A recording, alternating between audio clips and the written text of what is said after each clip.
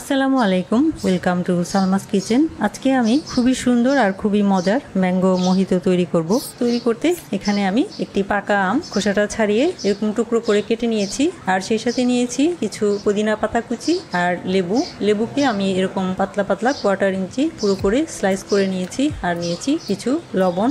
এর সাথে লাগবে মোহিতো সিরাপ এবং স্প্রাইট, অথবা যারা মিষ্টি খেতে পারেন না তাদের জন্য স্পার্কলিং ওয়াটার বা সোডা ওয়াটার। এই কটা উপকরণ দিয়েই ম্যাঙ্গো মোহিতো তৈরি করব। তো তার জন্য প্রথমে আমি আমটাকে ম্যাশ করে নিব। ব্লেন্ডারে জারে নিয়ে আমের সাথে 1/4 কাপ পরিমাণ পানি দিয়ে এটাকে একদম পেস্ট করে নিব। আমটাকে আমি ব্লেন্ড করে নিলাম।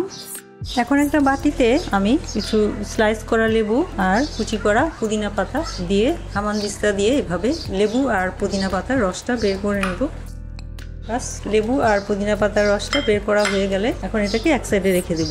এখন প্রথমে গ্লাসে নিয়ে নিব ব্লেন্ড করা আম, তারপর কিছু লেবু দিয়ে দিব এবং যে জুসটা বের হয়েছে পুদিনা পাতা আর লেবুর সেটা দিয়ে দিলাম। এবারে দিব 1 টেবিল চামচ করে মোহিতো সিরাপ এবং এখন দিব স্প্রাইট।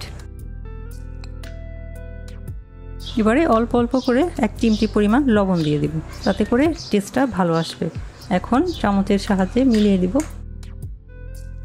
এখন কিছু বরফের টুকরো দিয়ে দিব। তৈরি হয়ে গেল দেখতে যেমন সুন্দর, খেতেও তেমনি মজার ম্যাঙ্গো মোহিতো। এভাবে গরমের মধ্যে আপনারা চাইলে এই রেসিপিটা ট্রাই করতে পারেন এবং আশা করছি ভালো লাগবে। ভিডিওটি দেখার জন্য এবং এতক্ষণ সাথে থাকার জন্য অসংখ্য ধন্যবাদ।